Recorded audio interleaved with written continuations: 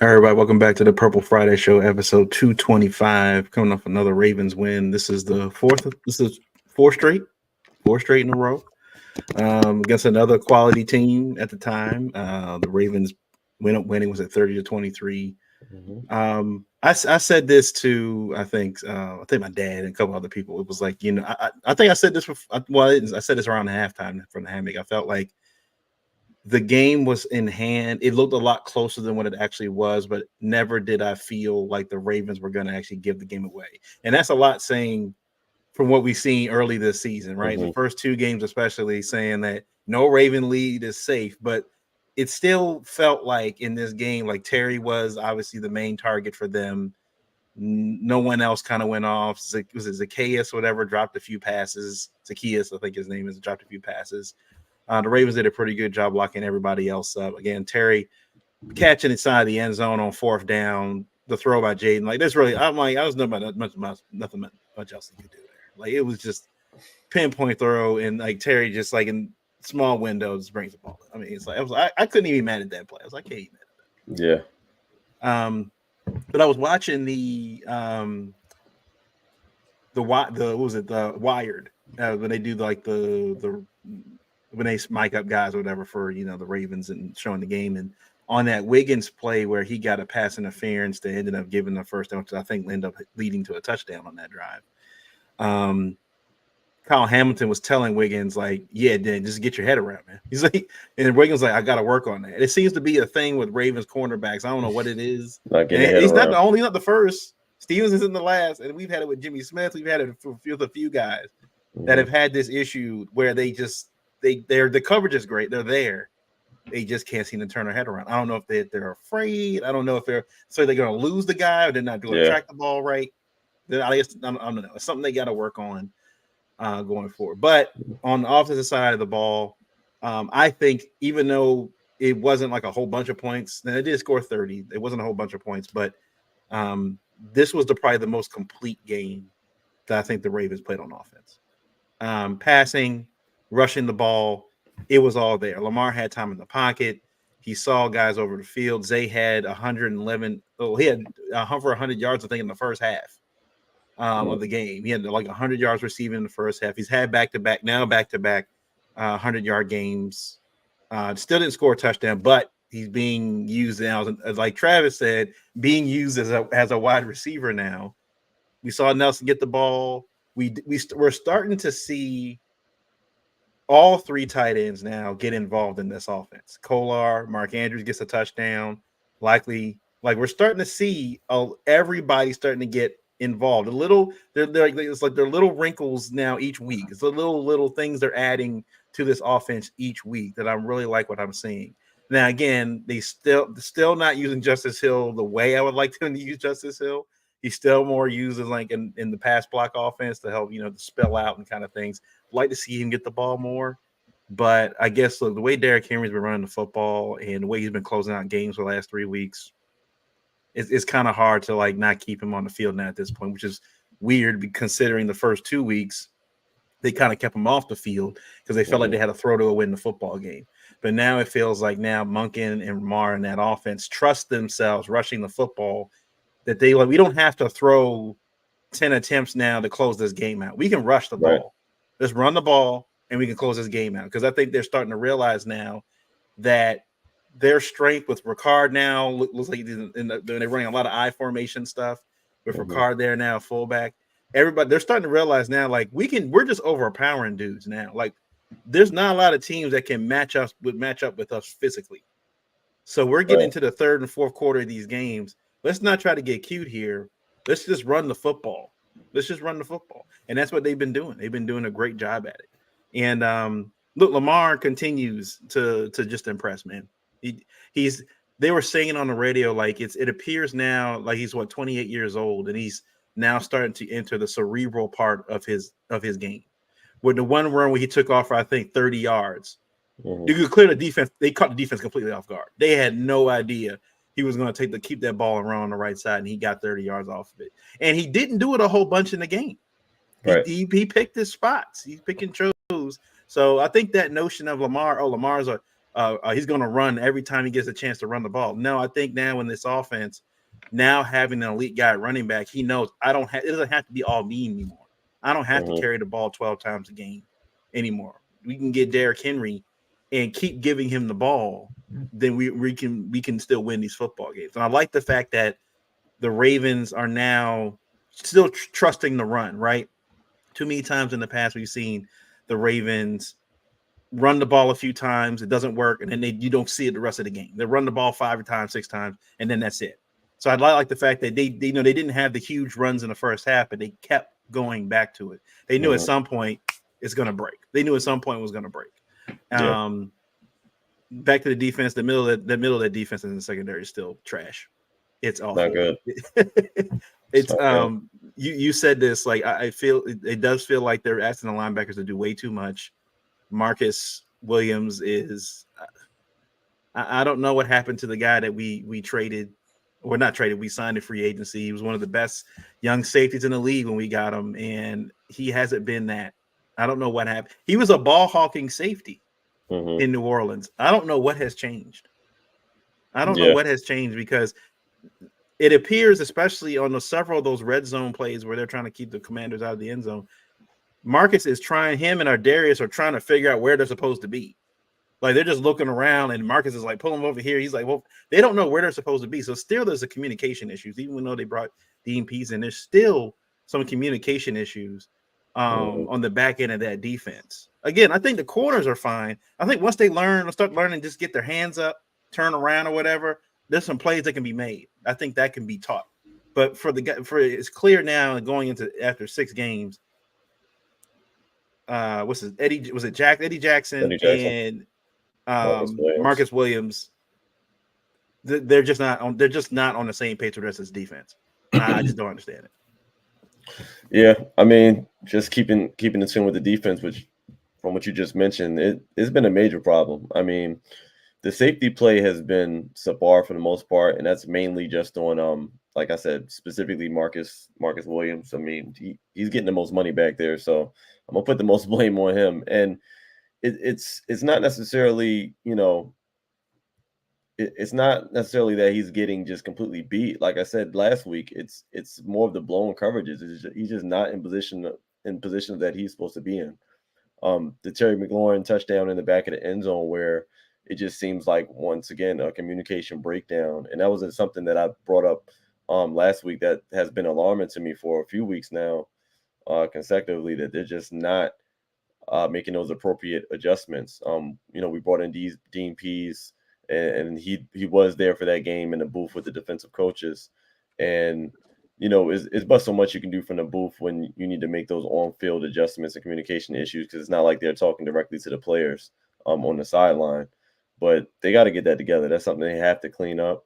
It worked out for us last week, just the way, we did make plays when we needed to, but it's the big play threat that we have to worry about, especially as we're going up against better and more dynamic offenses. For example, the Bucs that we're about to go play, and I'm sure we'll be talking about later. So there's something that got to get cleaned up. Not sure why it's happening frequently, but it's not good. And the secondary, like I said, the secondary played pretty solid for the most part. Like you said, is just making a play when you're in position. It doesn't seem like the cornerbacks specifically have been out of position. It seems like it's just a matter of technique and reading the receiver's eyes and knowing when the ball's about to be in the area and making a play with the perfect timing. I mean, it's not something that can be done perfectly every single time, but like I said, they were in position. There were a couple of plays with Stevens where he was right there, but Jaden Daniels, he is as good as advertised. I mean, we've gone up against him this time and seen him up close, and I don't feel any differently about our takes on Jaden Daniels. I mean, he showed us that he's ready for this league. He's super experienced, and that's just what it's going to be. What are you doing? Wife looking for a hat. Yeah, so Jaden, he's as good as advertised. He's going to put it in the right, spots on the field, and he looked good. But our corners, we got to do better. They got to get their heads around quicker and not draw those flags either, because that's been another issue as well. But as far as the linebackers, I like what we're doing on the ground. As far as stopping the run game, Brian Robinson was out um for that game, so with him being in there, I'm not sure honestly what that game is going to look like because I mean we did hold them, pretty much in check for the run game, but there were a couple of chunk runs that we saw um throughout the game, and he kind of just had to go away from the run just based on how the game was going. Mm-hmm. So I'm not sure how that would have looked like with Brian Robinson in, but it didn't look good when it came to the pass coverage with the linebackers either. But that's kind of been a constant theme as well. So we got to see what's going on with that middle of the field. Like you said, you already broke that down. Not going to go into it further. Switching over to the offense. Very, very, very complete game for the offense. Lamar looked excellent out there. I'm still a little bit pissed off with Mark Andrews for causing that interception on that first drive. That Had a drive looked perfect like it game. was that It was a drive was perfect game. yeah, that was a perfect game. Could have had, another touchdown pass on it, that drive, but it slipped through his hands. He ended up making up for that play, with a huge touchdown catch, back shoulder type thing in the middle of the end zone, later in the game. But yeah, offense clicking on all cylinders, man. The defenses that have to play Lamar, you just got to feel bad for them because they have to literally, like, it's always been the case. Like, you have to worry about the run, you got to worry about the pass, but it's like tenfold at this point. I mean, the way that our running game is clicking, with Derrick Henry had 100 and something, 30 something yards or something like that. It's 132, yeah. 132. Like, Mhm. is getting kind of crazy now. Like, what do you do in this offense? And I Yeah. do kind of like how Todd Monken is calling the offense. I mean, you mentioned earlier, like, you want to see them use like Justice Hill a little bit differently and things like that. But from what I'm seeing, it's literally a week to week thing. I mean, I think they're just banking on, okay, Justice Hill had a big game last week. They're gonna probably expect them to have a big game this week, and they're like, but we're doing this and we're doing that. And they're just keeping the defense on their toes. You don't know who's gonna be the breakout player. We got all three tight ends balling at the same time. We got our wide receivers clicking on all cylinders. Zay Flowers 130 something yards in the first half alone. Yeah, he Like was that, balling. that's easily his biggest game, and he literally did nothing in the second half, not because he Hmm. couldn't, because we literally did not need him to. Just the way the flow of the game was going, and that's something that we're gonna have to. He's arrived. Like, we're paying attention now, week to week. He's getting 100 yards. That's his second consecutive game with over 100 yards, and it's going to be a matter of time to when the touchdowns start rolling in. So offensively, it looks good. Bateman has stepped up humongously. Big He's had a time, huge big game. time. I don't know what it is on TV when I see him catch the ball. It's like he has a Rubik's cube in his hand, but he's just like, it's like, yo, just catch the ball clean and go. Right. He But still catches it, but but he it's catches it. But he catches it. But yeah. he's been coming up big in these games, big key moments, big third down plays. He's making the catches. He's getting Yeah. yak yards. Um, and then Nelson Aguilar every now and then, when we need a third down, if the ball's in the right spot, he's going to make a play for us as well. So this offense just has completely stepped up. The offensive line has completely stepped up. They've looked formidable. It looked like they are capable of taking us on a run and being solid in the playoffs and things like that. So, like what I see from pass protection, Lamar's looked clean for the most part, outside of the one drop back he had, where I think that sack was more so his fault. He stepped up. He stepped up into the pocket Yeah. super duper late. Yeah. He kind of read it wrong. I mean, they got to block it a little bit better, but he could have stepped up a little bit earlier in the pocket to avoid that sack. But outside of that, man, they kept him clean. And our play action game is crazy. Like, it's been every week now. The impact that Derrick Henry has made just by being on the field is like, it's so crazy. Like, they just have to respect it so much more. And that play action is opening up the field for everyone. But yeah, solid game, complete game. Like you said, Pat, very, very, very balanced offense, but high powered at the same time. Balanced, high powered offense. It's I don't know how you I don't know how you draw it up anymore. I mean, and a great coaching job as well. So our coaches have also been doing a lot better in the last few weeks. So yeah, like Corey said, pick your poison Pick your offense. poison. Pick your poison. but like this year we really mean it. It's like, No, it's but for real though. what I also like that I've been seeing too is that especially in that game against the Commanders, the Ravens receivers were in like open, like they were legit open in Yeah. space.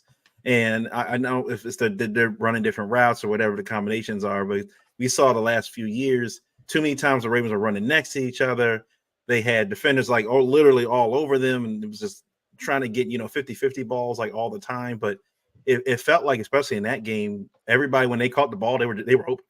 Like, Mhm. I wish on that one play, I think when Bateman caught the middle of the field and he ran towards the side, I wish he Mhm. just kept running because he Yeah. stopped and tried to come back inside. Like, man, just keep going, getting Yeah. outside. You could have hit that edge, you could hit that corner, and it was so. But again, getting him more involved in. I mean, you can think about it if you start thinking if you're getting 100 yards from Zay and 75 to 80 yards from Bateman on a weekly basis, not counting what you're getting from likely Kolar, Andrews. I Mhm. mean, the list goes on, right? Like that's what you see in those Pat Mahomes offenses, right? Where he's throwing to like 10 different people Yeah. kind of offenses. Like he's literally, you don't know what they're going to do. It reminds me of the Patriots back during their run. They would literally have a guy go off one week and then the next week be somebody totally different. That's Go that's like our offense is So you, is you literally can't that. key on it. And like Corey said, it's funny. Like Corey said, Lamar's on pace for 4,000 yards and 1,100 rushing yards, and Henry's on pace for 1,700 rushing yards and 26 touchdowns. He Yep. said it could be like when Marshall Falk and Kurt Warner won Offensive Player of the MVP and Year and offensive player. MVP. Yeah. Yeah. So very, very real possibility. I think everybody thought, including I think all of us thought when Derrick Henry got here, we didn't know which Derrick Henry we were going to get. We didn't was it more of the Titans O-line situation, or is the team was just kind of down and out, or is Derrick Henry on the other side? Is he kind of dwindling? What we've seen the last couple of weeks, man, like Yeah. he's there. And the They're having scary fun part too. I think about this too is that Keaton Mitchell's not back yet. Can you imagine what this offense is gonna look Crazy. like once you put Keaton Mitchell in this offense too? If you thought it was fireworks now, I mean, Man, can you only imagine like the defense would literally never get a break. I mean, Derrick Henry nah, comes off like the field, Justice Hill comes off. Justice Hill comes off, Keaton Mitchell comes off. Like, there's no break for there's the no break. defense. Like when they say pick your poison, it's usually this or that. Ravens have this, that, this, that, this, that. Like Yeah, you can literally pick your poison with all 11 got like all specialist plays on the offense. Like it's crazy. Like, and this is just like an offense where we're used to coming on here every week and we're talking about Lamar did this and Lamar did that, and Lamar's still doing this and that and everything that you can do on the football field. But it's so many other guys we get to talk about now because depending on the week, it could be somebody else's turn, and it's crazy. But we know guarantee we're going to get Lamar and Derek every week. It's just a matter of who else is going to show up to yeah. the party, depending on who we're playing. So it's a And beautiful thing, man. I think adding Derrick Henry helped when we've talked about for the last couple of years about Mhm. Lamar having to put on his Superman cape Yeah, every exactly. few weeks. And now he's literally got Robin. Like it's like Batman and Robin. Like he's got like somebody else with him now that he can like Lean I'll on. go do this and you can go do that. So it's Mhm. like if Lamar is doing this and you can count on Derrick Henry, he's going to get you a 30 or 40 yarder. At some point in this game, he's going to break the game open. And just it felt like, especially in that Commanders game when Derrick Henry broke that run, they said it's one of those spirit killer Mhm. plays where you think you have a chance. Maybe if we stop him here and he breaks that run, and then the defense like, okay, like we're done. Like we're not gonna win this football game. And you know what's so demoralizing about that? Because we can tell, like we kind of know what their favorite run play is at this point. It's the toss left, That toss left. toss left, toss right, whatever side. Defenses like you you need multiple guys to that side of the field to stop. There's no stopping that play unless you kind of have to cheat to that side. So like, Mhm. can you imagine like all the play action and all the fake like and the crucial downs that they're gonna have to respect that toss play because it's been on tape every week now. Yeah. Ever since they started running it, it's been on tape every week. Every defense is looking for that play, especially when we need a desperate first down. They're gonna be they're gonna be overplaying that play. So it's gonna be a whole bunch more options just from that play alone that the defense is gonna you already got to respect him in the backfield, but then you got to respect a specific play to the outside that seems to kill every team we go up against. It's Like, crazy, man. I It's can crazy. imagine him running like a fake toss play to Derrick Henry. Everybody cheats over to one side, and Lamar just takes it. Watching tape Touchdown. against us, it might almost be a detriment at this point because we're not really doing the same thing every week, but not when you think we're going to do it. Not when you think we're doing it. Yeah. So Just so Corey did bring up a good point about the middle of the defense. And does it feel like do we miss Queen? Does it feel like we miss Queen, like the coverage there, or is it still more of a? Again, are the linebackers having to do too much, or is it a sense that maybe that Trenton Simpson? I haven't seen anybody break down Trenton Simpson's coverage stuff. I guess I got to look at some more R22s and see what Trenton Simpson's doing on some of these task plays and what his assignments are. But does it feel like I don't know? Again, it's the same defense we've had for the last couple of years with some of the same guys outside of Trenton, who's new to that starting role in that position. This kind of feels like what's off. Yeah, I think I do think that the Roquan Patrick Queen tandem is almost unmatched. I mean, they're with those two guys next to each other, we already know what they're capable of. I do think we probably would have been better off keeping him. I think we are showing signs of missing that. I do think Trenton Simpson is, capable, but I think maybe the coverages have not been helping him out. I mean, we've seen a lot of mismatches in these coverages. We've seen a lot of one-man coverage with linebackers and positions that they should not be manned up with. So some of it, I think, is going to fall on Zio. But I mean, it's a solid point because even when Queen was in coverage, we've seen Queen get beat multiple times, but he's usually right there when they get beat. It's never used like a wide open thing where it's just his man is just there by himself. So I think it's a combination of some of the coverages that we're calling, expecting too much from the linebackers in coverage in the first place, and but it's kind of a trade-off because a lot of those coverages allow guys like Kyle Hamilton and other guys to get loose and make plays as well. So I think it's a combination of things, and I think mainly though is just a new coach and just getting familiar with the new guy playing that role. So it is what it is. I don't think it should be this big of an issue at the week that we're in. Like, I think at some point they do have to figure this out, or they're gonna have to call another coverage that's going to be a little bit easier to play that middle of the field.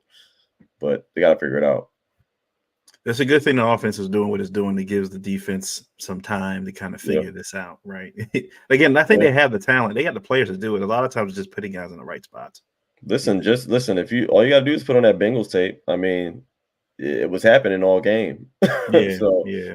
That's a perfect. If you want to look at what went wrong, that's the perfect game to look at. Put on that Bengals tape. You'll see it over and over and over again. So I mean, I don't know. It didn't happen as much in the Washington game, but we saw it happen multiple times. Luckily, they had a few bad drops that kind of bailed us out. But that's something we definitely need to see fixed because that's something that Baker Mayfield loves to do. He loves to attack the middle of the field.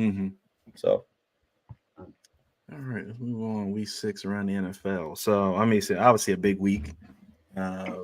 Last definitely 48 hours. Devontae Adams moves to New York, to the Jets, and then Amari Cooper goes to the Bills. So they did get, Josh Allen did get some help with Amari Cooper. They've been talking about what was the, I guess, more impactful move for, whether the Jets or the Bills. I kind of like the Bills move with Amari Cooper. Be honest with you, just because of they don't really like they're still a good football team. Like no one's really they realize like they still need some help on offense, but not to the point where like, they're not gonna make the playoffs. But they shored up, I think, adding a veteran wide receiver presence there in Buffalo. He's gonna catch the football. Amari Cooper doesn't really talk a lot. He's just kind of go out here and get his 12 catches or whatever. He's not going to burn anybody, but he does make great contested catches. He's a great route runner. It'll help, Keon Coleman not be kind of focused on it, help Khalil Shakir a lot as well. They still have an excellent running game. On the Jets side with Devontae Adams, I think it's good for fantasy owners. I think it's definitely good for fantasy owners. If you got Aaron or you're going to have Devontae, I For think he's sure. going to catch some touchdowns for sure. I don't like this for Garrett Wilson, though. It just feels like even with Garrett Wilson there right now, he's been throwing more to Alan Lazard and other guys. Like his stats right now, Garrett Wilson, he's on track to have one of his worst seasons in with the Jets. The last 2 years, he's had over 1,000. He's had 1,000 yards each season with different Zach Wilson and other quarterbacks. And he's on track now to have under 1,000 yards this year. Mm-hmm. And Aaron, right now, the way he appears, it feels like he's only throwing the guys that he's comfortable with. I don't know if Aaron's going to try to do the work to even build a rapport with Garrett Wilson. I think if he's open, if he's like wide open, sure, then he'll throw him the football. But I don't know if he's going to really focus on getting him the ball. If Devontae's one-on-one, he's throwing to Devontae every single time. And Garrett could have the same situation where he's one-on-one, but he's not going to be utilized. So I don't know. I just feel like with the Jets situation, it felt like the Jets were like, we're trying to grab at anything now at this point so we don't slip and fall into the abyss. While the Bills are like, let's just kind of add another weapon to our arsenal. Right? We already do some things very well. While the Jets just kind of feel like Aaron's like, it's all on me now. So I got to get everybody around me. I get all the stones. You got to get all the stones in the glove now. All the Infinity Stones. All the Infinity Stones to get this thing going. So, what did you think about the moves?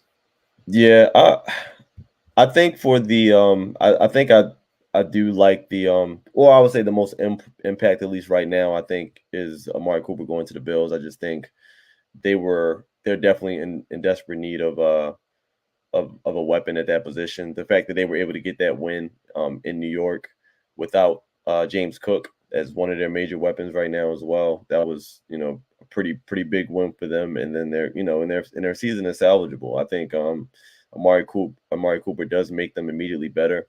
It's definitely a good move for Amari Cooper. I mean, he is escaping the dumpster fire over there in Cleveland with Deshaun Watson, who's been playing some of the worst football I've seen a quarterback play in a long time. And so yeah, he gets out of Cleveland. He's with Buffalo. He has a short quarterback who's going to get him the football. He's going to be immediately the number one target over there. So I mean, it's just kind of like a win-win situation all around for them. And it's a lot of football left for them to kind of get right. Amari Cooper in general, I mean, I've never been the biggest fan of Amari Cooper, but he's solid, and he's going to get you your numbers. He'll either get you like 200 yards and 2 TDs, or he might get you 50 yards in a game. So you just never know. But I think with Josh Allen, we might see another level of his game that we haven't seen yet. So it's a big move for them. I think that's the more impactful move. As far as Devontae Adams going to the Jets, I mean, I don't think none of us are super surprised. I thought that, honestly, I did expect him not to make an emotional decision, but he ended up making an emotional decision, and he went with his guy, Aaron Rodgers. And,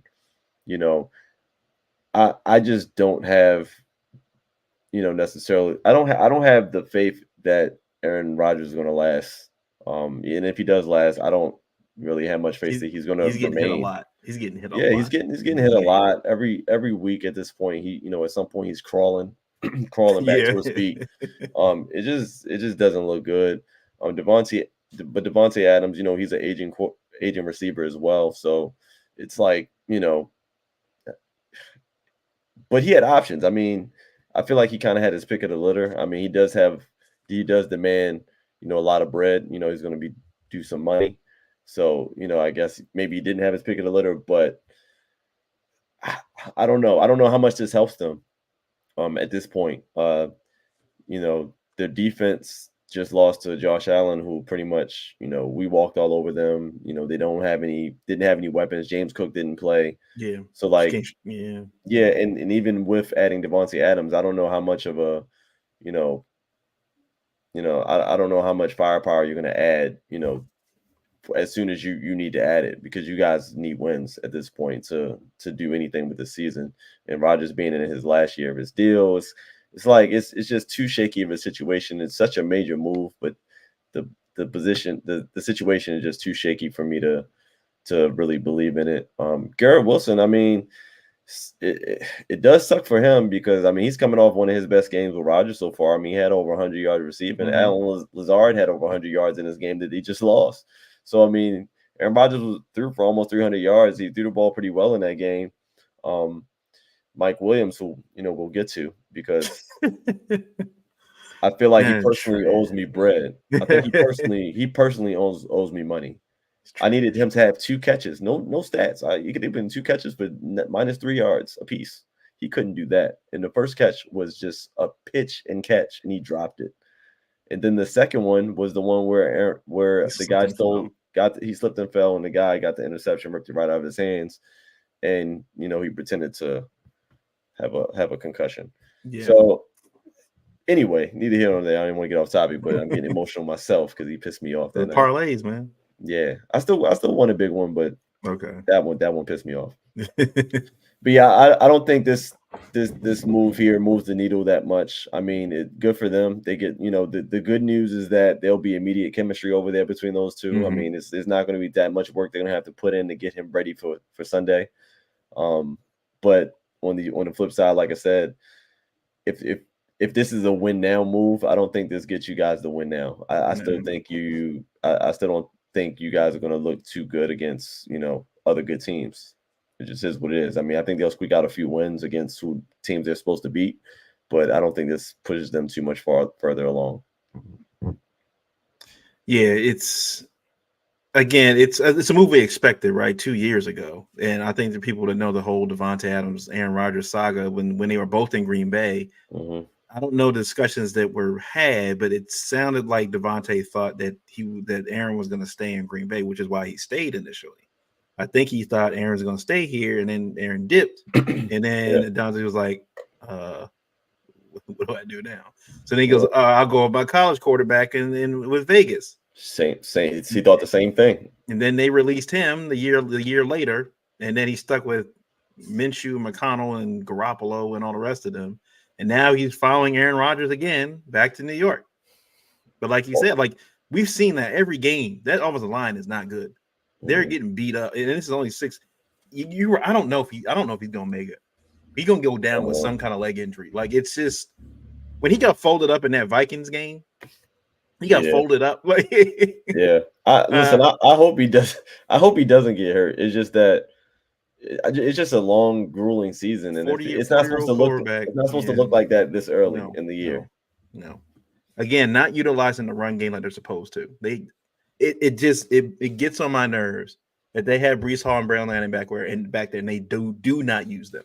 Mm-hmm. Just do not. I will not understand it, and which makes no sense to me because Aaron, when he was in Green Bay, had some of the best rushing offenses. Eddie Lacy and Aaron Jones, like he's had some really good, solid running backs in Green Bay. I would think he would be more of a proponent of getting Breece Hall and Braylon Allen involved in this offense. But, yeah.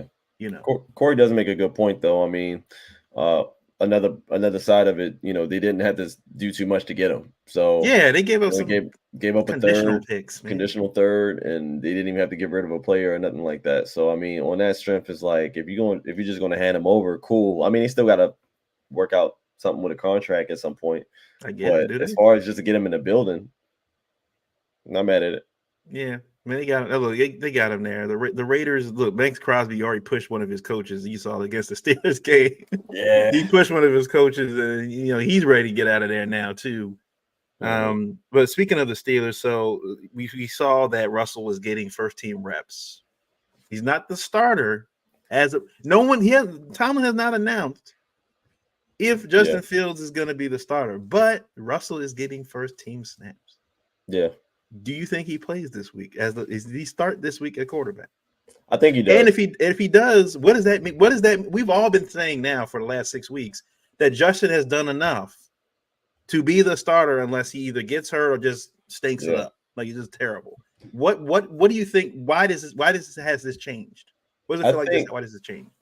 I think the issue is that yes, they beat the Raiders, but it didn't look that pretty. I mean, the numbers was all TJ. It was all TJ, man. Forced 2 fumbles. It was all TJ. Watt threw for like 145 yards, and that's it. I don't think he threw any touchdowns, any picks, or anything like that. But it's just very underwhelming performances. And if this was the game to put up stats and put up numbers, it would have been this one. And he had the opportunity to prove that to Mike Tomlin. I feel Mike Tomlin's position here because it's kind of tough. It's like you can't just give the reins to Justin Fields without even giving the opportunity, I guess, to Russell. After he's, Fields has not done really anything spectacular. He's done enough to win early on, and then they lost a few games straight. And then, they got the win against the Raiders, but who's not getting the win against the Raiders at this point in the season? So it's like, yeah, they won the game, but it wasn't all that impressive of the win, even though the score may look like it was. Because, Najee, I think probably, he had like over 100 yards rushing as well. First really good game. And a TD. So, a lot of that, a lot of TJ Watt, like you said, but Justin Fields, he didn't really look as impressive. So I get the pickle that he's in because it's like, we got both of these guys here. The way you maximize, those investments is to see what you got in both of those players. And the fact that Fields hasn't like taking the bull by his horns and like just made a commanding, without a doubt performance. Yeah, he's just going to go and see what Russell is going to do. I think he's just trying to calm down the media storm that it's going to be. It's going to happen either way, but I think he's just trying to calm it down and make it seem like, he hasn't made a decision, and you don't want to tip the other opponent's hand as well. So he's waiting till the last moment to announce it. But I think he's going to give Russell to start and just to see what he got in Russell. And, he can always go back if Russell just completely stinks it up. I mean, we don't know, but we'll be watching that game for sure. I think that'll be one that's going to be highlighted for me just to see if he does start, just to see how that goes. Because if it doesn't go well, then Steelers have another problem on their hands. I hope if Russell starts that they video. I wanted the camera on him while he's trying to lead the team to like get ready on the field and stuff and in the circle, and just to see everybody's face after like. Yeah. Out of here, man. Come on, Russell. Get Russ out of here. It's gonna be interesting, but you never know, man. What if he comes in and then next thing you know, Pickens has a huge day? Like, you just never know. Like some receivers take, they have better chemistry with certain types of quarterbacks, and Fields seems like he hasn't been, that for anyone yet on that team, even though he's not played bad. It's just that he hasn't played like great. Yeah. So other news topic, obviously, Nick Sirianni, the Eagles beat the Browns, by barely. It was 20-16, something like that. Yeah. But Nick Sirianni is caught on camera berating Philly fans. I first thought, oh, he's talking trash to the Browns fans. Then I realized, no, he's at home talking to Philly fans. And then he goes on a press conference right after the game with his kids. Everybody knew what he was doing. He was shielding himself from any questions, like, please don't yell at me in front of my children, like, please don't berate me for what I just did, Yeah. And but this is what Nick Sirianni, he's done this before. This is not the first time he's yelled at Philly fans, berated fans and stuff like that. We've all thought when AJ Brown got back and the these guys got back that the offense was going to take off, right? It was going to get back to what it's usual, and they barely beat the terrible Browns. Barely beat them. Jalen Hurts still doesn't look great right now. I don't know if he's it appears that Kellen Moore's offense, as much as they hyped it up over the offseason and they were changing 90% of the playbook and all this other stuff, that it's just not working right now. And the defense, the Eagles, for a team that was in the Super Bowl a few years ago, does not look like at this point that even going to win their own division, much less get to a Super Bowl. And on top of that, Nick Sirianni now is berating his own fan base. Now, look, you went to school in Philly. You know Philly fans. You know how they are. Okay. Philly's one of those places where you just got to have thick skin. When they love you, they love you. But when you're bad, they will let you know. Oh, yeah. And you kind of have to, it's a very thin line. You understand, like, you can really get on their good side if you just start winning. You start winning convincingly, They're not going to talk trash about you. But the minute you do, you start looking bad, they're going to start talking trash about you. Yeah. But it feels like Nick Sirianni, as a head coach, you don't see other head coaches doing this. You don't see other head coaches doing this. And it happened. Look, we get it. You're on the sideline, players and all that kind of stuff. You hear fans yelling stuff the entire game. It is what it is. They're saying stuff about your mom, saying stuff about your wife, saying stuff about you, all this other stuff. If every coach reacted to how fans said what they say in the stands, they wouldn't be able to focus on the football game. A lot of times, again, it's just like you have to carry yourself as like you're there, you're with the team encapsulated, but you're in a bubble as a coach. You don't listen to that. You just don't listen to you don't listen to anything. It's almost like one of those things you should be zoning out and just focusing on the game and on the people on the sideline and your team. But it felt like Nick Sirianni was like ready for it at the end of the game, and then like, oh, now I'm going to talk trash. Now it was like, what haven't y'all lost the game? And so everybody else had the problem too. Like you didn't talk trash the entire. You didn't say anything the entire game. You waited until we won the game. Now I'm going to talk trash to you. So everybody was like, come on, man. It just comes off real childish, real corny, and definitely corny. It's you're on the hot seat. You know, you're on your second set of offensive and defensive coordinators right now, and it still doesn't seem to be working. Yeah. Do you think that this? I'm not saying this is the nail in the coffin, but is this one of the nails, maybe in his coaching career in Philly? Yeah, I think this is starting to help. I think it is starting to help push that train forward. I mean, his only way out at this point is winning games and winning a lot of games. And, you know, the fact that they barely beat Cleveland. I mean, the problem is, yeah, he was yelling at the fans, but like you guys barely beat the Browns. It's not even like y'all won by like a large margin. It's not like y'all went out and beat the brakes off them like y'all were supposed to. Like, I don't know.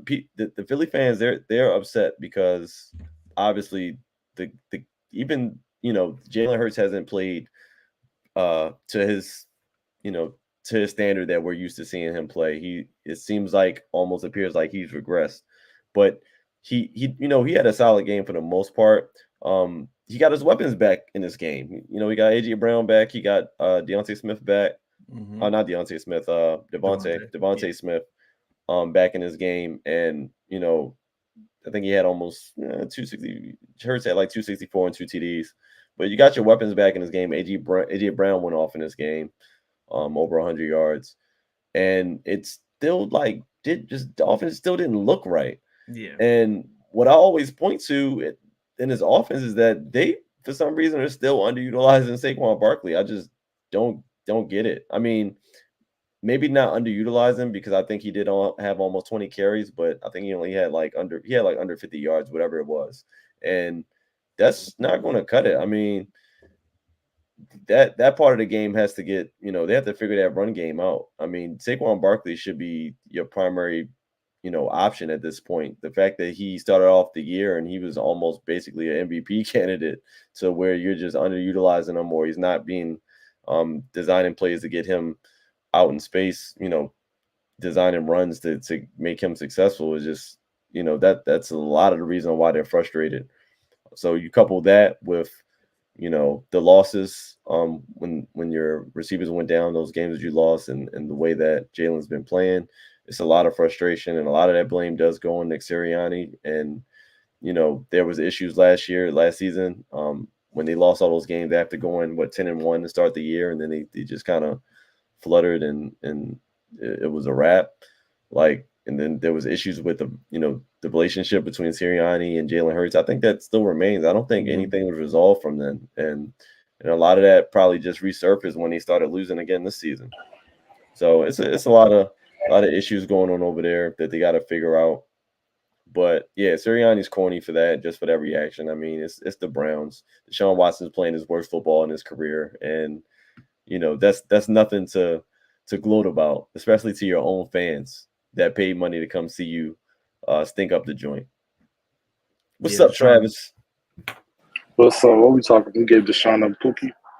Not yet. We'll get to that. We're talking about Nick Sirianni right now and how he's kind of just again seems to ingratiate himself with the great fans of Philadelphia and continuing to just bury himself when it comes to his coaching career there. Oh yeah, nothing but L's, man. Like Philly is like one of these cities. If you like buy into it, then you're good. But if you like try to buck Philly and Philly fans, and I don't know what he was thinking. I don't know what he thought was good was going to come from that whole gesture. But he had to walk it back quick. He had to walk it back real quick because if you get on the Phillies' bad side, you're Yeah, close to getting out of there. cooked. Like you're out of there. So he has a lot of making up to do, and the only thing that's going to cure that right now is winning. So They better not lose to the Giants. That's all I'm going to say. It just this has L written all over it. It just does. Like after that incident, you better not lose to the Giants this week. You better not. Division game too. Yeah.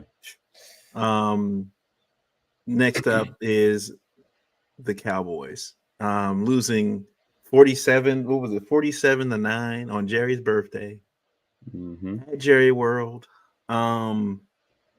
It appears it just looks like the team quit. It just looked like they quit.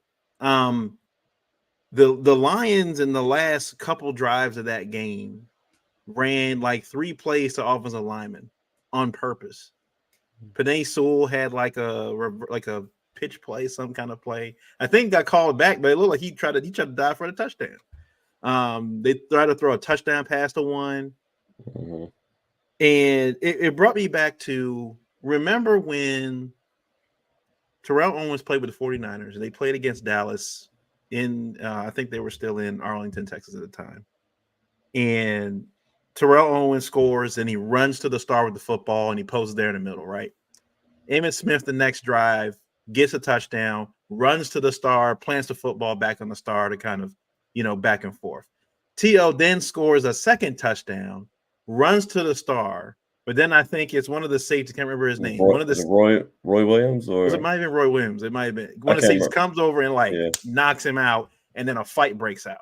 Yeah. I think the 49ers end up winning that football game. But when you're getting beat that bad, and the team is doing stuff like that on your field, at that point, it's like you know what? We may not be leaving here with a W, but we're gonna fight. Like you can't let a team come in your house like that and just punk you the way the Lions did on purpose. Everybody said that was probably one of the most disrespectful things they've seen in any professional football game. And the Cowboys fans are there watching this happen. They show one where it looked like a girl was like dry heaving on the floor, and a Lions fan was like dancing beside him as like she was like, Cowboys fans are going through it right now. And then Jerry Jones goes on the radio the next day and berates a radio host, basically saying, this isn't your job to question me about these moves and how good these moves are. Say if I gotta find somebody else to make these to do calls with it, I'll find somebody else. And they thought it was a little joke, and there Jerry was like, I'm not playing. I'm saying he's like, I'll fire you. And it's like it came off like, here's this billionaire. This billionaire self is coming out now. I'll just fire you. Like if he's mad, you know what billionaires do in all these TV shows and movies. I'm firing everybody. Everybody's getting fired. I'm mad. Everybody needs to go home. Yeah. And it comes off now as, which I've never seen from Jerry before. Jerry's always been good at deflecting. He's always been good at like, oh yeah, it's just gonna be fine. It's be fine. We'll be good. We just gotta do this. It appears now Jerry's aware that they are terrible. Jerry's aware like I messed up in the offseason. I should have done more. We're trash. Like I've never seen Jerry react like that, even on the radio, and even when the reporters come to him at the end of the games. He's now aware that this is trash, right? You pay CD the money you're supposed to pay him. You paid Dak the money you're supposed to pay him.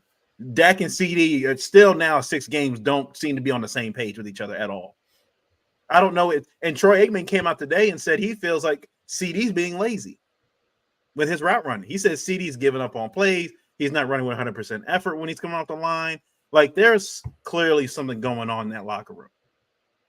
Mm-hmm. There's clearly something going on. Most of the defense was hurt in that game. Micah was out. I think Dexter Lawrence was out. Like Deron Bland was out. Like I get it, but still 47 points to 9. Usually in these type of games, we see Dak like, all right, he's gonna. Yeah, they lost the game 47 or whatever, but Dak still threw 4 touchdowns and 400 yards. This is one of those Dak stat pat games. This is what he does. He didn't do it. 9 points. Yeah. Is it time to like are the Cowboys now? Are they closer to just like they need to just blow it all up, or can they fix this? Listen, I mean, they are cooked. I'll say that. I mean, as far as this season goes, they're cooked. So I mean, it is what it is.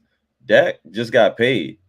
So I mean, he just like what McCoy said. He's ass. Dak is ass. Like he is terrible. He's a terrible quarterback. I mean, you got CeeDee Lamb. Yes, granted, the effort issues and things like that. You can't go out in that game and throw 2 picks and do nothing, literally nothing else. Like this is the craziest, this is the funniest box score I've seen in a long time. First of all, 47-9 is the first time that score has ever happened in the history of the NFL. That's one thing. That's just stuff you don't want to be you don't want to be a part of when you're the team with the 9 points. Dak 17 for 33, 178 yards, average 5.4 yards a throw, 0 TDs, 2 interceptions. Trash. Rico Dowdle 5 carries, 25 yards. Ezekiel Elliott 8 carries, 17 yards. That's just this is trash. It's not good. It's not good at all. And Jerry Jones on his, what did he turn, 86? 82. 82? 82nd birthday. For this to happen, it's just like it's got to be a sign. Like it's they're cooked. I mean, every team has injuries. The fact that some of your defensive line is out, it shouldn't be this. But granted, they've been losing like this for a minute. That was their third loss, I think. It just doesn't look good. And teams are doing this to them at home sometimes. Like it just doesn't look good. As far as blowing it up, I don't know. Like I said, they had a lot of players out.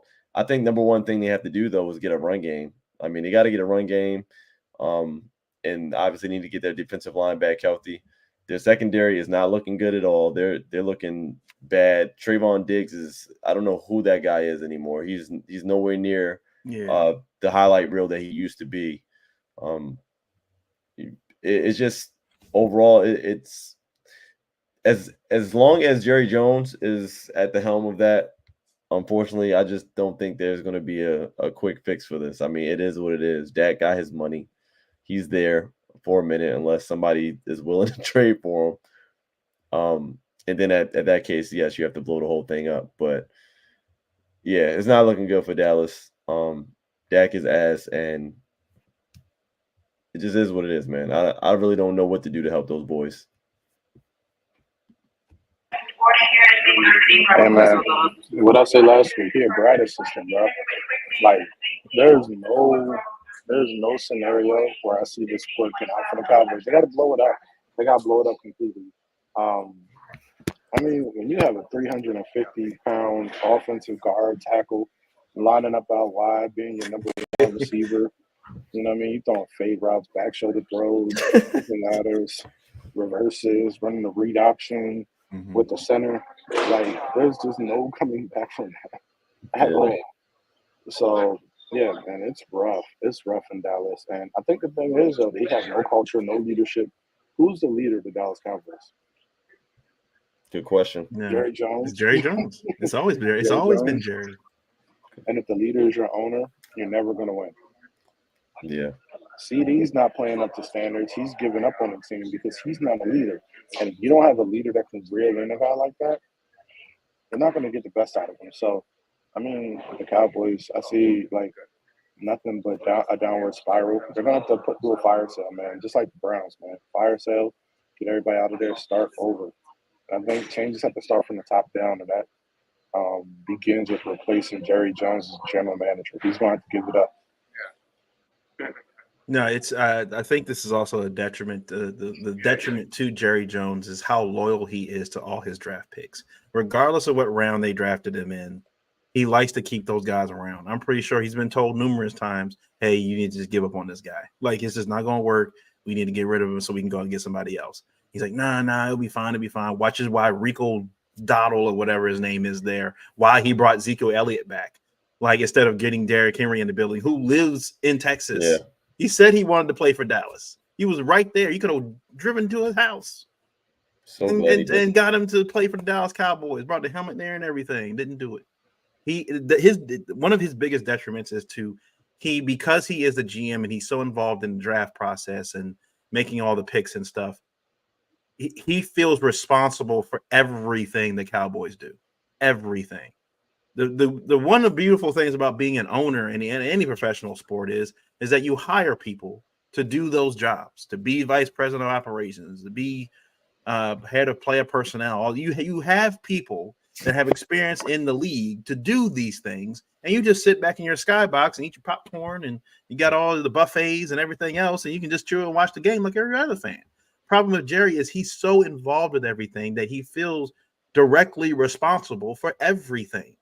So now he's just like looking at Dak and looking at CD and looking at what he's built there and what they squandered. And look, for the last decade, I think, not counting this one, but I mean, not counting last few years, but they've had one of the best offensive line units in probably NFL history.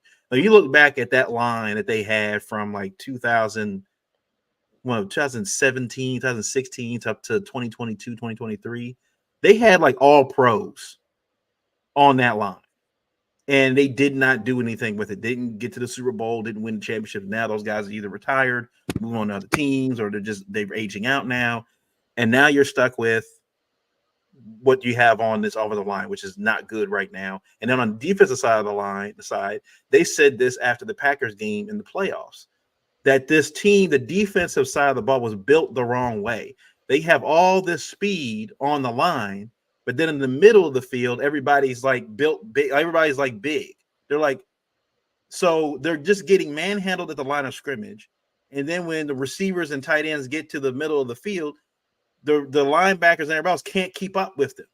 They can't. They get open all the time. So they say they're built wrong. They have good players, but you built it the wrong way. And now they're stuck like this. And now, like you said, they paid CD and now Dak all this money. CD, it just, every time I look at CD now, it just appears he's checked out every game. I don't know what's going on with him.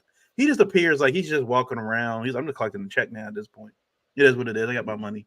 It just feels like he's just disinterested. And Dak's looking around like, I don't know. It feels like everybody would rally around Dak for a while, and then it feels like that luster is gone now. I feel like guys aren't rallying around Dak anymore. But you've paid him all this money. You're gonna have to eat the check now. Like it's a done deal. And then I don't think one offseason is gonna fix this with Dallas. Like they're gonna have to start from scratch. And I don't know if Jerry's ready to admit that part yet. No. Let's get to the Bells and the Pookeys real quick. Let's get to the Bells and the Pookeys. So let you guys start. Who are your Bells this week? Starting with the Bells. I have like 2 or 3. I'm just keep the Joe Flacco train going right now, man. He's still getting W's, still looking pretty good out. Looking pretty good out there. The other one, Baker Mayfield. I mean, he threw 3 picks in that game, but he also threw 4 TDs, got the win, 325 yards passing. He's getting a bell just because he's kind of been consistent in these numbers. He's putting up crazy numbers this season, and he's getting wins as well. So, solid win for Baker. He's coming to town. Actually, we're going to Tampa to see him on Monday night, so that's going to be a good one. And I got to give it to Zay Flowers. Zay Flowers put up 132 yards receiving in the first half of that game. He could not be stopped. He was getting yak yards after the catch. It was just he's really coming into his own right now. The sophomore year for him has been on the incline. I think he's still got so much more room to grow, but the fact that he's starting to rack up these 100-yard games. This is the back-to-back games with him with over 100 plus yards. The touchdowns are only going to start rolling in from here. So, yeah, I'm going to give it to Zay Flowers as the last bell as well. I mean, you can give it to Derrick Henry in that offense as well, but I'm just give it to Zay Flowers just because of how impressive of a first half that was. The fact that they didn't even get a target damn near in the second half, it didn't matter because we didn't need him in the second half. But what a great game he played. Yeah, I'm just giving a bell to one guy this week. I'm gonna give 2. My first bell is going to go out to Jared Goff. Why aren't we talking about this guy as an MVP candidate? I mean, he's been one of the most efficient quarterbacks this season. He was, 18 for 25, another 300-yard game, I think 3 touchdowns. Mhm. The Lions look great. I mean, he's coming off like an 18 for 18 game, I think, too. Yeah. This guy is having a great season. We need to start talking about him in the MVP race. He's not going to win it, but he needs to just be in the top 5 because he's having a great season. So I want to give one to Jared Goff, and I want to give a bell out to all the sports bettors because we hurt all the sports betting companies because all the favorites won this weekend and their pockets got hurt. So big shout out to all the sports bettors out there for making money this weekend. Jeez. My bell, I got a couple. You already said Joe Flacco. I said, yeah, man, I'm just happy for him that he's just doing his thing, man. Just happy for he just keep doing his thing and hopefully it doesn't come to burn us at some point. Just keep doing your thing. But over there. Exactly. The Ravens offense, just again, this was their best performance, I think, the entire year. And just how efficient they were getting everybody the football. Zay's coming into his own. Bateman is starting to Bateman and Lamar are getting the rapport now with each other. They got all the tight ends involved, and they can still only get better at this point. They can still the line can still get better as far as their skill level. We still have some players, like say Keaton Mitchell, that are waiting in the wings once he gets ready to get part of this offense, and still deploying like Justice Hill and some other things. So there's still a lot more growth for this offense, and just like the way they played. And Caleb Williams, 4 touchdowns. I know it was against the Jaguars, but they did what you're supposed to do against bad teams, right? You're supposed to do 4 touchdowns. He's got a lot more comfortable in this offense. Great game from him. I think he threw 3 touchdowns last week too. I think he threw some he's getting better. Now we'll see how they play against better teams, but he's still a rookie. But definitely great performance from him. Pookeys, who you guys got? Pookeys. Well, we just talked about one of them. The whole Cowboys organization, starting with Jerry Jones down to Dak. That running game, the defense, the whole team. We don't have to go into it. We just talked about them. But Cowboys get the number 1. Jerry Jones' birthday, the fact that it happened on his birthday, that's kind of like Pookie squared. Mike Williams, just because he lost me $691, I still ended up winning $450 from another parlay, but I could have had $691 if you would have caught 2 passes. He had 3 targets. One went right into his stomach and just dropped it, and then the other one he slipped and fell. He got mossed for interception and pretended to get a concussion afterwards because he was butthurt. So he's going to get a Pookie as well. And Deshaun Watson, Corey already said it. You might as well pencil him in as a permanent Pookie for the rest of the season. But we hold people accountable here live from the hammock, and we got to actually say it out loud. Deshaun Watson, he's more ass than Dak Prescott. All right, just so I don't sound like I'm copying Trey, I'm going to say Deshaun of Watson, just so it can sound a little bit different, but I want to give it to him. It's self-explanatory. The second one I want to give to is Daniel Jones. Sitting through a full Daniel Jones game is one of the most frustrating things you can ever do.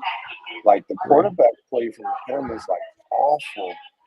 Missing throws, easy throws, bad decision making. It was, oh my goodness, that was some of the worst quarterbacking I've ever seen. He's a grad assistant, man. Get him out of here. I hope the Giants draft a quarterback in the draft this year because that was one of the worst experiences. It's almost as worse as all these people walking in my background right now. But thank you to Daniel Jones. All right, I'm going to give the Pookie since you guys already. I'd say Nick Sirianni's one. Just how he's acting right now. Barely beating the Browns is not like a stamp of approval you need to be giving yourself. And the Jaguars, they're trash. It's a shame too. They have, Travis Etienne over there, and I think he's an excellent running back, and he's just this is what happens when team players go to teams that don't know what the hell they're doing, and they get wasted. There's a lot of talent goes to these organizations, and they just waste them. And like you said, my other Pookie has definitely just go to Deshaun Watson. I didn't know, Corey said he's 0 for 26 on third downs this year. 0 for 26. He has not converted a third down this season. And the talk has been going around about Deshaun Watson. Like, should they bench him? At this point, well, they owe him like still was it 80 or 90 million dollars, 100, something like that. Something he's left on his contract, and the cap hit for next season, if they were to let him go, would be over 100 million. Like, they wouldn't be able to do anything. Like, they wouldn't be able to field a team with that kind of cap hit, so they can't do anything. And then my thing too is that if benching Deshaun Watson is probably the worst thing you could do, the last thing you want is that man alone with his hands. That's the last thing you want is Deshaun Watson alone with his hands. The man's a menace. You don't need him, and for the women of the greater Cleveland area, we don't need that man alone with himself. We don't need that. You don't need that. So the There's only safest one place way he to get could out of be, that contract. the safest place he could be is in the stadium right now. It's the safest place for everybody is him just being on the field. All right, let's move on to Ravens Buccaneers. So the Ravens go to Tampa for a Monday Night Football game. Obviously, Tampa's recovering from hurricane stuff, but apparently the stadium was not impacted. It was fine. They're good to go. Nothing's changed. Of course, they protected the stadium. They protected their investment, right? They made sure the stadium was good. The Rays stadium, on the other hand, got the roof ripped off. They don't care about Tampa Bay Rays. For people that watch baseball, Tampa Bay does not care about baseball, which is very clear from the fact that the roof got ripped off the stadium. But the Tampa Bay Buccaneers stadium is fine. It's fine. It's good to go. Injury report right now.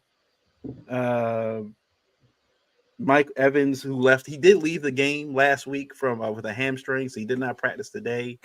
Obviously, this is the first day of practice because the game is on Monday night, so they don't practice on Wednesday like they usually do for a Sunday game. So, but he did not practice today because he's got a hamstring, so it's something to watch just to make sure to keep an eye on.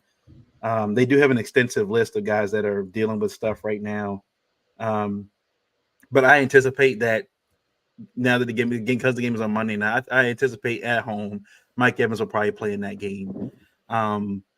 Baker Mayfield against the Ravens, it's like up and down. He's had some good games against the Ravens. He's had some bad games against the Ravens. But what I think, like Trey and I said when we were talking about the Commanders game, is that the middle of this defense right now is the issue. And Chris Godwin, I think went off in that game. Chris Godwin has been playing really well with Baker Mayfield right now, and that's what he does. Chris Godwin is just catches the ball in middle field, makes guys miss. He's a big physical receiver. He can run through guys, whatever, make big plays, and that's going to be an issue. It's very, very similar to what they faced with against Cincinnati. Jamar Chase and T. Higgins. You got two very solid wide receivers that you're going to have to cover. And not just like, good. They're also big receivers. Nate Wiggins is kind of small. Stevens may be on a little bit of the bigger side, but they don't. And Marlon Humphrey typically struggles against physical receivers. He struggles against speedy and physical. He just struggles against receivers. Period. Like, it's just he struggles. Like, it just yeah. The key for the Ravens, I think, definitely in this game, get what has proven to be effective against Baker is getting pressure on Baker, because he will hold the ball. He will run around. He will try to scramble a lot of plays and do all that stuff. He will try to make things, messy or whatever. But the key for the Ravens will be just kind of like they did against Jaden Daniels. What I did like about what the Ravens did against Jaden Daniels is they knew if he runs to his left, he's not going to throw the football. He's going to run, but he's not going to throw the football. And he did run a few times, but it didn't burn him. I think the Ravens defense, at least the front line, Yannick Ngakoue finally got on the board. He got a sack. Travis Jones got a sack. Namdi got, I think, half a sack. Was part of half a sack there in that game with the Jaden Daniels. They're getting pressure. Always getting pressure off the edge. He's not necessarily getting the sacks right now, but he is effectively forcing the pocket to move a little bit. He's doing his thing. And I'm not so much worried about the offense in this game, the Ravens offense. I think the Ravens offense they're going to score over 30 points in this game. I think they're really good right now. And Lamar and, like I said, the receivers are on one accord. The tight ends are playing really well. And Lamar just plays well when he goes to Florida. You got Lamar and Zay going back to Florida. Florida boys, they're they're gonna ball out. The family's gonna probably be there and everything. Like so, I think I'm not afraid what the offense is gonna do. They know what they got to do. Right, run the football, use play action, get the tight ends involved early in the game. Kind of let Lamar and them running these sugar huddle offenses where they just kind of keep the pace, especially early in the game. The key for this for the Ravens and making sure this doesn't get out of hand because we've seen now in a few weeks with the Buccaneers they can throw up some points. They can throw up some points. Yep. Okay, and so again, this all that said, it also depends on what Baker we get. Baker. The reason why Baker is never really considered as being elite quarterback is because he does have these games where he just kind of forgets how to play football a little bit. He makes bad throws. He gets pressured a lot and makes mistakes and things like that. He can fumble the football. But when he's on, Baker Mayfield looks like one of the best quarterbacks in the NFL. The key for the Ravens, just like it was against Jay and Daniel, is don't let him get into a rhythm. They can't let him get into a rhythm with Chris Godwin or Mike Evans because that's going to happen. They're going to throw these deep throws to Mike Evans over the top. And my fear is, is Marcus Williams and Nate Wiggins and Marlon, are they going to be able to make plays on the ball in those situations?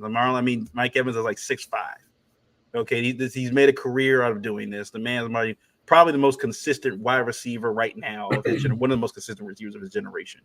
And that's just my fear is that if Baker has time and you got Chris Godwin and Mike Evans getting down the field the way they are, that could potentially blow this game wide open on the Ravens defense.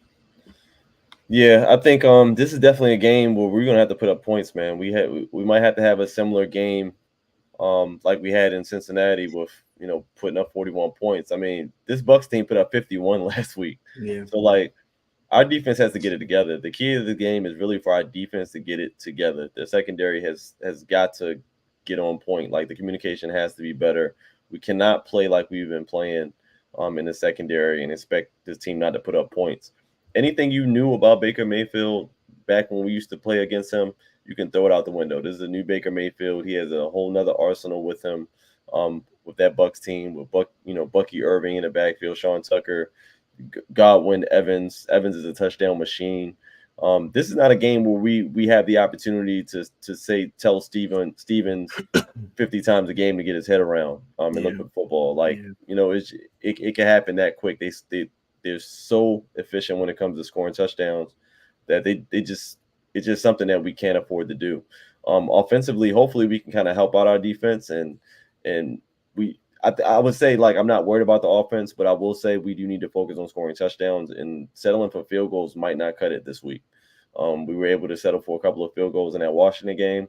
We're going to need touchdowns in every opportunity that we get in that red zone. We're going to have to capitalize. So I think they need to focus on getting TDs, controlling that time of possession, hopefully keep Baker Mayfield off of the field. Not that I'm, afraid of Baker Mayfield, but there's just so many weapons over there that, the longer they're on the sideline, the better it is for us. So, defense got to clear up those communication issues. We got to get to Baker because we do know Baker under pressure. I mean, we can fold him up pretty good if we can get to him. So Yannick got signed to the active roster. Hopefully he get the extra motivation to be great in that game. We still need some more from Oweh as well. Mm-hmm. And Travis Jones, if he can keep up what he's been doing, he's been playing phenomenal. I think it's going to be a big game for that D line because our secondary is struggling, but good teams they counteract it by other areas of the field playing better. I mean, if that pass rush can be a little bit better this week, then it'll be a little bit easier in our secondary. If our secondary can kind of cover a little bit better than they did the previous week, then our pass rush will have a lot more time to get to the quarterback. But we got to play a complete team football game down here in Tampa. I think we are very capable of it because this is a high-power offense. This is probably the best offense that we've faced outside of the Bengals offense to this point. But, not to be slept on. A lot of yards, a lot of points. That's what they're known for. We can make another statement by winning this game. Yeah, and also look like other birds do during this time of year. Ravens do fly south well. Ravens fans especially like going to Florida games in Tampa and Miami. So I do expect with things going on right now in Tampa, and I think the Tampa fans having their funds kind of more tied into, building their lives back up, with the destruction they had from the hurricane, that they're going to be probably I don't know if the stadium's going to be packed, so to speak, with, like I say, with recovery efforts going on still down there. But the Ravens, I think Ravens fans again do travel well to Florida, so I expect to see a lot of Ravens fans down there in Tampa Bay. Again, Lamar and Zay, being from Florida, they usually ball out when they do go to Florida. They play very well. Derek's from Florida too. Derrick Henry. Oh, yeah, Derrick Henry's from Florida. There you go. So, I mean, warm weather. Now, like I said, I was looking at the stats. The Ravens are averaging right now giving up 275 yards passing right now in the NFL, which is one of the second worst in the NFL. Playing in away games, though, they're giving up around 330 pass yards a game. And Baker averages about 37, 38 throws, 38 attempts a game. Mm-hmm. So this could easily be a game, and I'm not sure. I think Rachaad White is still coming back from an injury. They're running back. They have Irving. Is it Bruce Irving? I can't remember. Bucky Irving. He had a really good game last week. So, 81. He had a pretty good game last week. So, but I still think they're going to rely mostly on his passing game. Most teams, when they're going to play the Ravens, I think as of right now, are going to be focused on throwing the ball down the field against the Ravens. With another week of Dean Pease hopefully in the locker room and the team meetings and stuff like that, trying to get this defense situated right now. Like Corey said, do you think that maybe they gotta change the formations up a little bit, trying to just see what works? Don't just stick with one. They said they've been running a lot of dime more recently than usual. Do you think that maybe they need to just kind of, even in this game, just kind of figure it out, like see what looks like, what works, and maybe stick with that going forward? Yeah, I think they just it's kind of hard because I mean, teams are going to be making adjustments throughout the game. I just think they need to be able to make those necessary adjustments and communicate them when they're made. It's like I said, Dean Pease, he's up in the booth, so it's kind of hard to make short-term adjustments when they're needed on the next down and things like that. It's hard to communicate that to your players, but hopefully that's something they worked on in practice, just being able to communicate what those changes are. I'm not sure, coverage-wise, what you can do, because I mean our coverages are our coverages, and they do work when they're executed. So it could just be a matter of executing and being in the right spots and doing your particular job. A lot of defenses where they collapse at is guys not doing their job and they're trying to overcompensate for another person's job, or vice versa, or just getting beat by your man. But this, like I said, it seems like it's been a overwhelming, redundant communication issue where they got to get that fixed, especially against a team that's hot as the Bucs coming into town. I mean, listen, the Bucs can be beat. We've seen them get beat. Yeah. They're not an unbeatable team. It's just that it's gonna look a little bit different. It's gonna, like I said, it's gonna look probably more like that Cincinnati game. Hopefully, it's not gonna be that close, and that, like I said, we can kind of keep them off of the field. But yeah, we cannot give up those big plays, and that's what the main thing I'm worried about is giving up the big plays. The bend but don't break defense is just not going to be good enough for this type of game. Yeah, it looks like Arthur Millette is working his way back from injury. It looks Harbaugh said he's confident that he actually may be able to play Monday, which will be for this defense a really big pickup because of how important he was last year, especially in those nickel packages.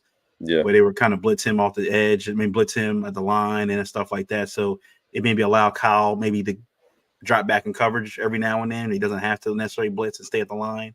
He can kind of, help out in coverage in the middle of the field a little bit. And what we saw, look, Baker will throw interceptions. He does throw interceptions. Yeah. He's kind of that Brett Favre gunslinger kind of mentality. He will just throw. Picks will be available. And look, the Ravens could have had two of them. I think last week against Jaden Daniels with Darius Washington, like they literally hit him in the face mask. And I was watching the Wired episode, and the defensive back coach is like looking at him like, it's like, you panicked, didn't you? No, I didn't panic. I tripped and fell. I was trying to. Kyle was getting had over the top. He was like, "You tripped. You panicked, man. It's okay." Got it. Yeah, this is a game where you got to get those. You got a man hit you in the face, man. It's like, come on, man. You can't. Yeah, nah. You can't do that. So, It can be had. Now look, his completion percentage now over the I'll just do the last 3 games. It's been 63%, 79%, and 66%, which is pretty good. And he's thrown 347, 180, and 325. And each of those games he's thrown at least 2 touchdowns. So it's gonna be, I definitely think it's gonna be. Is it gonna be a shootout? I think that depends on. I think it depends on the Ravens. I think the Ravens are total control of what if that turns to a shootout. I think the Ravens, if you're asking me, the Ravens could win the shootout just because I think the Ravens offense is just that much better than the Buccaneers defense. Mm-hmm. But the Ravens defense literally has that one weakness in the middle. That one weakness. They can get that short up, and not even to the extent of like, I'm not saying eliminate everything completely. If they can knock it down from, you take it from averaging about 280 yards a game giving up passing, and you knock that down to maybe 220, 230. Mm-hmm. That's a world of difference. So I think right now in the NFL, if you knock that down just 30 yards, 30, 40 yards, take that down a bit. And get takeaways. I think this Ravens defense needs takeaways, man. That was their bread and butter last year, and it feels like they're not getting the picks. They're getting fumbles. I feel like they're forcing fumbles and stuff. I feel like they're doing that, but they're just not getting picks, man. Like they did, like they were last year. And I think we got to see some more picks. Yeah. So. Yeah, I mean, I think I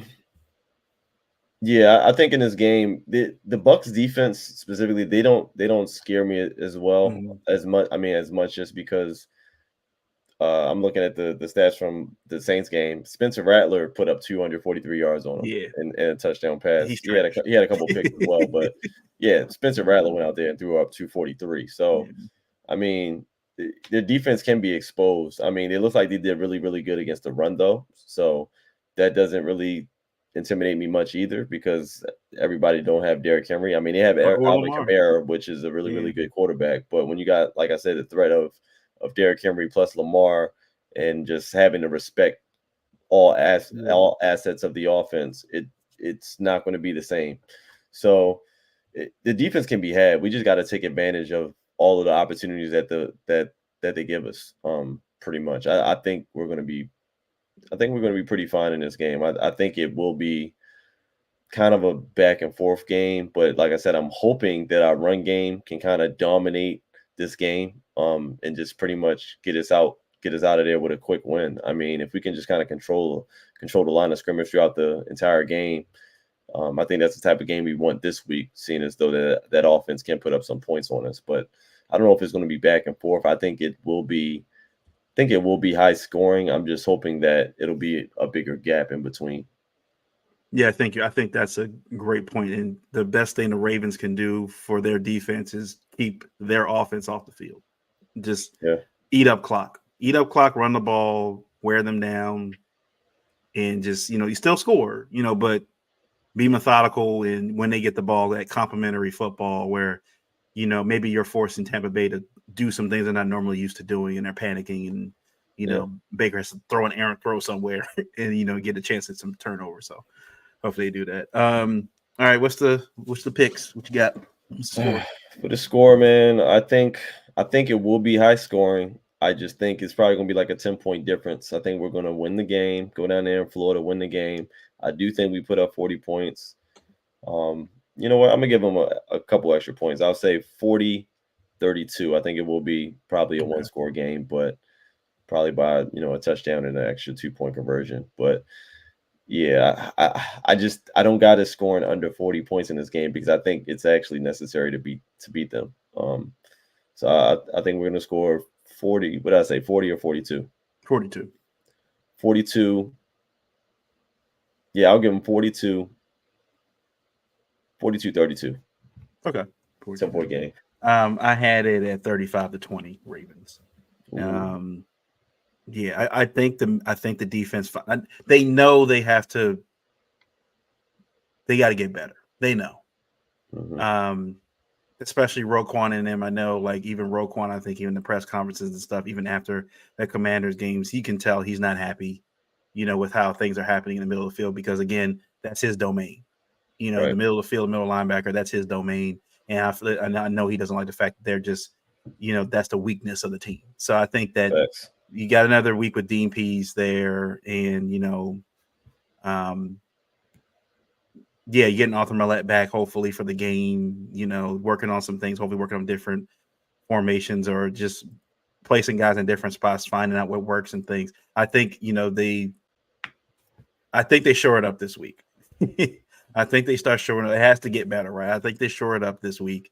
Yeah. And again, I don't think it's perfect, but I think they make enough plays in the middle of the field that end up, being the turning factor in this game. So I think it's 35-20 Ravens in this game. So. Okay. All right. That's it from us, everybody. So hopefully everybody has a good weekend.